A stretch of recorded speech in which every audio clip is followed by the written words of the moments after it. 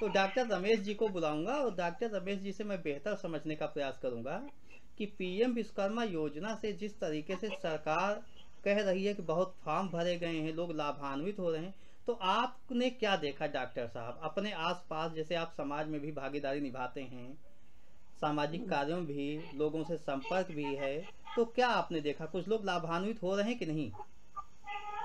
जी sir, बहुत बहुत धन्यवाद जी अध्यक्ष जी। और मेरा तो सबको पहले तो मेरा सभी विश्वकर्मा बंधुओं को जय श्री विश्वकर्मा भगवान और राम राम। जी, जय भगवान विश्वकर्मा। आज का जो आपने जो सवाल किया है कि ये जो विश्वकर्मा पीएम योजना जो चली है, जी इसमें कितने लोग लाभान्वित हुए हैं और उनको लाभ मिला है या नहीं मिला। हम्म। तो जब से योजना डॉक्टर लॉन्च डॉक्टर हुई साहब है, डॉक्टर लॉन्च साहब होने के डॉक्टर बाद साहब जो है, डॉक्टर साहब मेरा सवाल थोड़ा सुनिए। कितने लोग लाभान्वित हुए इसका आंकड़ा मैंने आपसे नहीं पूछा, इसलिए कि आप गवर्नमेंट में नहीं हो। मैंने ये पूछा कि आपकी जानकारी में जो लोग हैं उनमें से क्या कोई लाभान्वित हुआ? बिल्कुल मैं आपकी इसी बात पे आ रहा हूँ। जी तो जिस योजना में फॉर्म तो लोगों ने भरा है, हम जो जिसको अपन ने, जैसे मुझे जानकारी हुई कि पीएम योजना हुई, इसमें इसमें गवर्नमेंट ने हेल्प कर रही है, इतना लोन दे रहे, इसकी हमने जानकारी, तो फॉर्म तो लोगों ने भरा है, पर उसका इम्प्लीमेंटेशन अभी नहीं हुआ, व्यक्ति को लाभ नहीं मिला है और आज भी फाइल पेंडिंग पड़ी है। जी जी किसी भी व्यक्ति को लाभ नहीं मिला है, ये मैं पूर्ण दावे के साथ कह सकता हूँ। और मैंने अपने डिस्ट्रिक्ट से, जी अपने ब्लॉक से, अपने परिवार के लोगों का खुद भरवाया है, पर आज तक लाभ नहीं मिला है और ना फाइल आगे प्रोग्रेस हुई है। यहाँ तक कि मैंने तहसील में जाकर के भी जानकारी लिया, तो बस अधिकारियों का सिर्फ इतना कहना है फाइल प्रोसेसिंग है। अब processing is the duration in the long time but not clear of the fixed duration। तो कहीं ना कहीं एक सरकार इसकी पूर्ण जिम्मेदार है और इसके पीछे हम खुद भी जिम्मेदार हैं, क्योंकि हमें भी फीडबैक लेना चाहिए, हमें जाना चाहिए, हमें पता करना चाहिए, क्योंकि हम अगर उस योजना का लाभ लेना चाहते हैं तो अगर हमें भूख लगेगी तो हमें खुद खाना कमाना पड़ेगा, फिर बनाना पड़ेगा, हम खुद खाएंगे। आप हमें खिला नहीं सकते, आप हमें रास्ता बता सकते हैं, आप इस दुकान चले जाइए, आप ये खाना ये यहाँ से परचेस कर लीजिए और फिर आप खाइए, नहीं आप इतना कर सकते हैं। डॉक्टर साहब, आपने जो कहा इसी विषय में थोड़ा जोड़ता हूँ। अभी कंचन जी ने बहुत अच्छा सवाल उठाया था। आप समझिए सवाल कितना अच्छा था कि गवर्नमेंट के पास पूरा पूरा डेटा है, पूरा डेटा है कि मेरे परिवार में कितने सदस्य हैं, मेरे परिवार की आर्थिक स्थिति क्या है, कितने लोग कमाऊ हैं, कितने गैर कमाऊ हैं। जब सरकार को ये पता ही है तो वो चयन अपने अधिकारियों के माध्यम से क्यों नहीं करवा लेती और ये ऐसी योजनाओं का लाभ सीधे क्यों नहीं देती? नहीं, बिल्कुल कंचन मैडम ने जो सवाल उठाया है, तो इसकी कहीं ना कहीं सर हम खुद, क्योंकि हम जागरूक नहीं है ना, ये हमारी गलती है। नहीं, हमारी गलती है कि सरकार का दायित्व तो बनता था।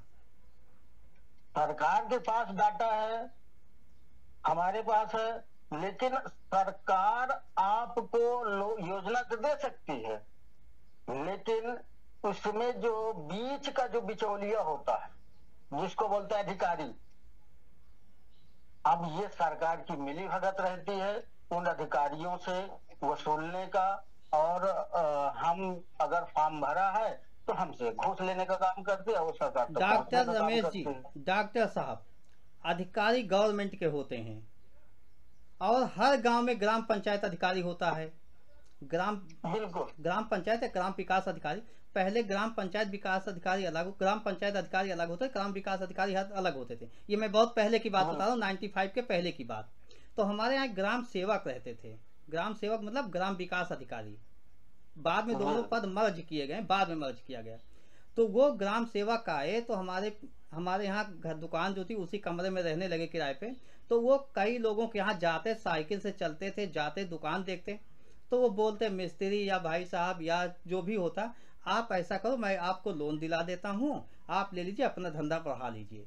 तो हमारे यहाँ बहुत लोगों को उन्होंने लोन दिलाया, और इतने ईमानदार थे, यही प्रतापगढ़ के हैं वो ठाकुर साहब थे, इतने ईमानदार, एक चाय किसी की नहीं पीते थे, एक चाय किसी की नहीं पीते थे। उनकी वजह से बहुत से लोग लाभान्वित हुए उस क्षेत्र में, मतलब फाइनेंस उनको मिला, लोगों ने अपना धंधा किया, काम किया।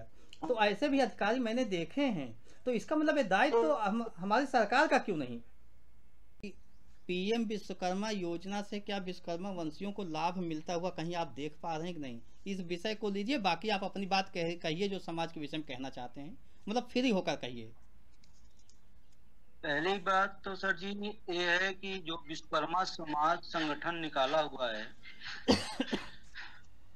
स्वरोजगार योजना के बारे में, ये 100% हम लोगों को छला जा रहा है। छला जा रहा है इसलिए छला जा रहा है कि आगे चुनाव है, चुनाव के बारे में लालच दे रहे हैं। जानते हैं हम लोगों की ताकत, हम लोगों की मजबूरी भी जानते हैं, ताकत भी जानते हैं, दोनों जानते हैं। उसका वो फायदा उठाना चाहते हैं और उसका फायदा लेना चाहते हैं, जिसका कमी हम लोगों के अंदर है, दूसरे के अंदर नहीं है। हम लोगों की कमी है जो कि हम लोग उसका फायदा नहीं ले पा रहे हैं। पहली बात, हम आपस में एक दूसरे का भरोसा नहीं करते। दूसरी बात, विश्वकर्मा समाज अगर कुछ बोलता है हमारे लिए फायदेमंद है तो मानेंगे नहीं। तीसरा बोलेगा भाई ये फायदेमंद है तो मान जाएंगे। सबसे बड़ी बात है, जिम्मेदारी है कि एक दूसरे का पहले सहयोग करें, एक दूसरे की बात सुने, एक दूसरे के ऊपर विश्वास करें। नहीं अनिल जी मेरा सवाल यहाँ ये है, मेरा जो क्वेश्चन है कि पीएम विश्वकर्मा योजना का संबंध हमारे आपसे नहीं है, वो तो गवर्नमेंट की योजना है, ठीक है।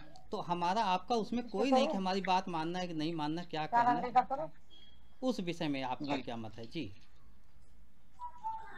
इस विषय में सीधा सीधा बात है सर कि कोई भी काम, कोई भी बात या कोई भी सामान लेने मांगने से कुछ मिलने वाला नहीं, छीनना पड़ेगा। छीनने का मतलब ये नहीं किसी से जबरदस्ती छीन लिया जाए। अनिल जी, और इसमें ये जरूरी नहीं, पर्सनल अपनी बात नहीं बोल रहा हूँ, पूरे समाज की बात बोल रहा हूँ, या अपनी जात की बात नहीं बोल रहा हूँ, पूरे समाज की जात की बात बोल रहा हूँ। चलिए मैं, हाँ कुल 18 जातियां, 18 ओबीसी दलित 18 तरीके से काम ही है, वो 18वीं वाली खत्म। जी अरविंद जी, मैं जो जानकारी बता रहा हूँ वो यूपी गवर्नमेंट ने जो किए वो हम लोग आपसे जो है कितना जान रहे हैं या जोड़ रहे हैं, यूपी गवर्नमेंट का जो आंकड़ा है वो बता रहे हैं। और उसमें से जो ये प्रशिक्षण करवा रहे हैं, ट्रेनिंग करवा रहे हैं जी, ट्रेनिंग के बाद में उनको लाभान्वित कर रहे हैं, इसका आंकड़ा सरकार ने नहीं बताया है कि अच्छा, कितना है हमारा। हाँ वही प्रैक्टिकली मैं जानना चाहता था, क्या आसपास का कोई लाभान्वित हुआ योजना से कि नहीं लाभान्वित हुआ, ये मैं जानना चाहता था। ये अगर जो है सबसे बड़ी चीज ये है कि आपने ट्रेनिंग करा ली, प्रशिक्षण कराने के लिए युवा हो गए तो उनको कुछ भाई या फिर लोन दो या फिर रोजगार दे दो कहीं जी।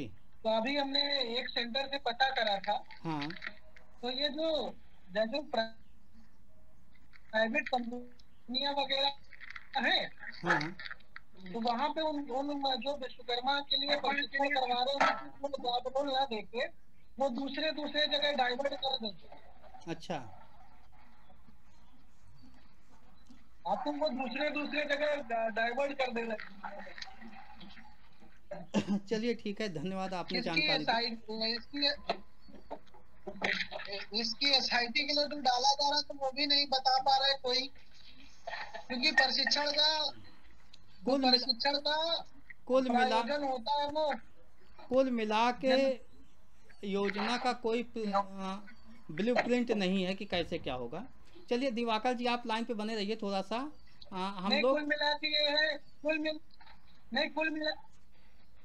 के ये है कि जो विश्वकर्मा दिवस पे प्रधानमंत्री जी ने बोला था, तो उनका मतलब है कि विश्वकर्मा समाज को साधना है, किसी भी तरीके से साध लिया जाए।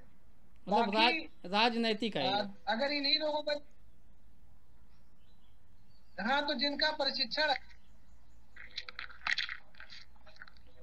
है, जिनका प्रशिक्षण है, जब उनको कुछ दोगे नहीं, उनको लोन नहीं मुहैया कराओगे या उनको कहीं रोजगार में नहीं लगाओगे, तो फिर वो राजनीतिक ही तो हो गया। चलिए, अच्छा दिवाकर जी, जानकर अच्छा लगा।